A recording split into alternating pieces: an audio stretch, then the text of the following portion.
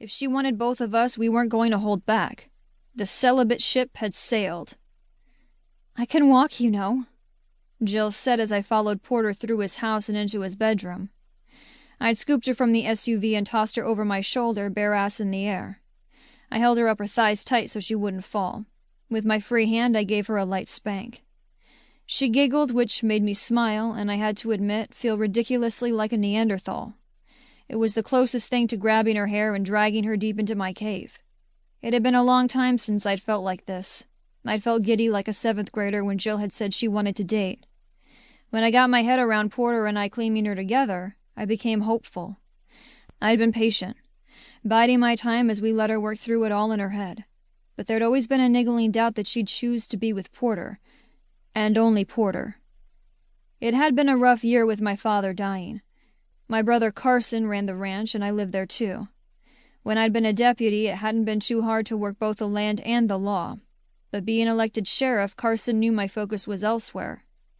My dad had held a position for over a decade, and I had big shoes to fill. Even though he wasn't around to see me elected, I wanted to make him proud. But that focus had shifted even more once I saw Jill for the first time. And now, I felt like I had it all. She wanted both of us. In this moment, I didn't doubt. Hell, both our fingers had been in her pussy getting her off. She wouldn't have allowed that if she weren't into us together. She'd said the words. I believed her.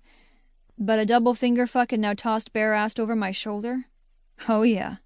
Jillian Murphy was mine. Porter's too, but my dick was screaming mine. Porter flicked on the light switch. 2 lamps on either side of his huge bed came on. The light was soft, but not too dark. I wanted to take in every inch of Jill's gorgeous body.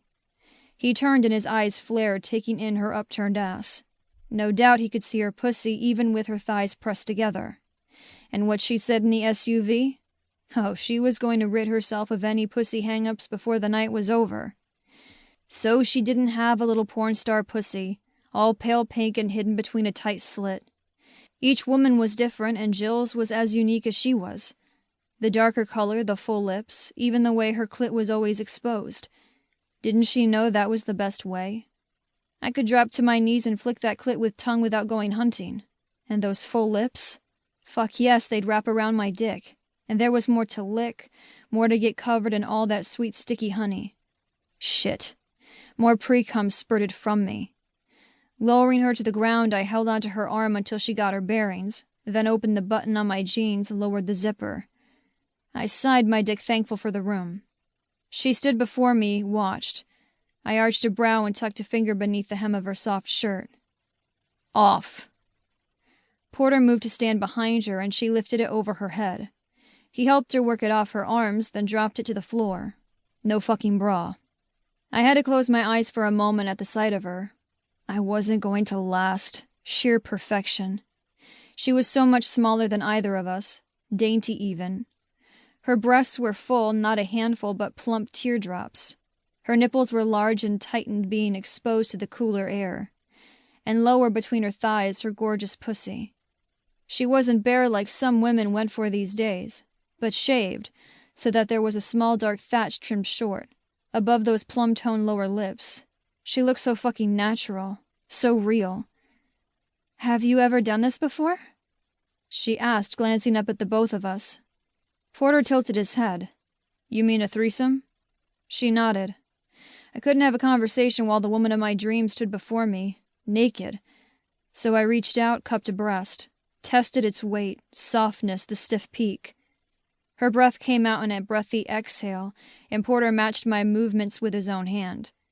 She glanced down at our hands on her. The difference had been striking when we had our hands between her parted thighs in the SUV, but now that we could see every inch of her, completely bare while we were still fully dressed. Fuck.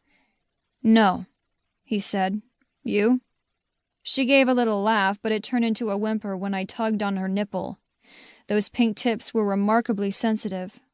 "God, no. I want to touch you." She all but whined, but her eyes fell shut and she arched her back so her breasts filled our palms even more. I dropped my hand, stripped.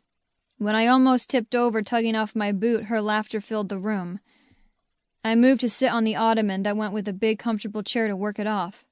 Sassy girls get spanked.